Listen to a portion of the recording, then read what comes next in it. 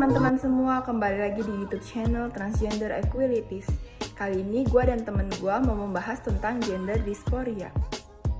Nah, sebelumnya gue mau memberitahu apa itu gender dan bedanya gender sama jenis kelamin itu apa sih? Nah, sebenarnya gender sama jenis kelamin itu beda. Nah, gue ambil data ini dari WHO.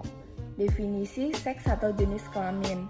Seks atau jenis kelamin adalah hal yang diberikan secara genetis kepada kita ketika kita lahir. Jelas nih jenis kelaminnya ada dua, antara perempuan atau laki-laki. Sedangkan gender mengacu pada peranan apa yang mau dilakukan seseorang.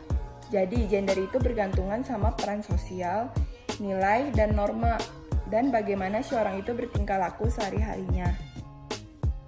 Nah, karena gender bergantung sama hal-hal tadi, makanya peran gender di berbagai budaya itu bisa berubah dan berbeda-beda.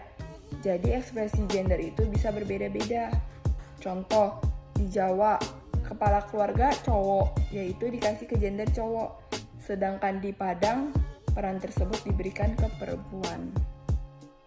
Nah, di sini muncullah sebutan gender dysphoria. Nah, gender dysphoria itu apa sih? Gender dysphoria itu mengacu pada konflik antara gender yang diberikan ketika orang tersebut lahir dan gender yang dirinya diidentifikasi, dan inilah sering dialami orang dan mengidentifikasi dirinya sebagai transgender. Berdasarkan riset, orang yang mengalami gender dysphoria itu cukup rentan dengan terkenanya gangguan mental. Mengapa? Karena berhubungan dengan kehidupan sehari-hari.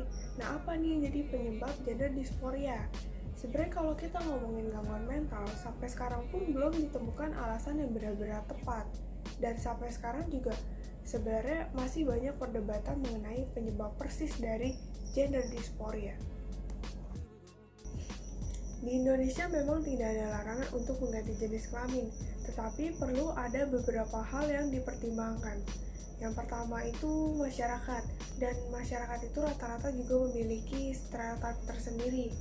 Misalnya, waria itu kan udah ada lama di Indonesia ya, tapi masyarakat Indonesia itu masih memiliki stereotip bahwa waria itu bisa menjadi pekerja seks komersial, padahal kan belum tentu ya.